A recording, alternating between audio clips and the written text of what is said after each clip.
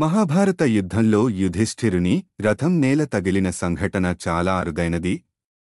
యుధిష్ఠిరుడు ఎల్లప్పుడూ ధర్మాన్ని పాటించేవాడు, సత్యాన్ని కాపాడేవాడు. అందుకే మహాభారత యుద్ధములో ఆయన రథం ఎప్పుడు కొంత ఎత్తులో తేలుతూ ఉండేది. ఇది ఆయన సత్యవ్రతాన్ని, ధర్మనిష్టను సూచించే ఒక దైవిక చిహ్నం. అయితే యుద్ధం 17వ రోజున ఆయన సత్యనిష్టలో ఒక చిన్న విరామం వచ్చింది. దీని ఫలితంగా రథం నేలకు తగిలింది. ఆ రోజు పాండవులు ద్రోణాచార్యుని యుద్ధంలోకి దించకుండా ఎలా ఆపాలనే కంగారులో ఉన్నారు. ద్రోణుడు తన కుమారుడు అశ్వత్థామ బ్రతికే ఉంటే యుద్ధంలో కొనసాగుతాడని, కాని అతను చనిపోయాడని తెలిసినప్పుడు మాత్రం ఆయుధాలు వదిలేస్తాడని అందరికీ తెలుసు. ఈ నేపథ్యంలో శ్రీకృష్ణుడు యుధిష్ఠిరుని దగ్గరకు వచ్చి ఒక వ్యూహం చెప్పాడు. నీవు అశ్వత్థామ చనిపోయాడని చెప్పవచ్చు, కాని అది ఏనుగో మనిషో చెప్పాల్సిన అవసరం లేదు.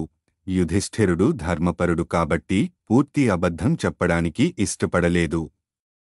అయినప్పటికీ పాండవుల విజయానికి ఒక వ్యూహాత్మక అబద్ధం చెప్పాల్సిన పరిస్థితి ఏర్పడింది. అప్పుడు యుధిష్ఠిరుడు ద్రోణునితో అశ్వత్థామ చనిపోయాడు అని బలంగా అన్నాడు.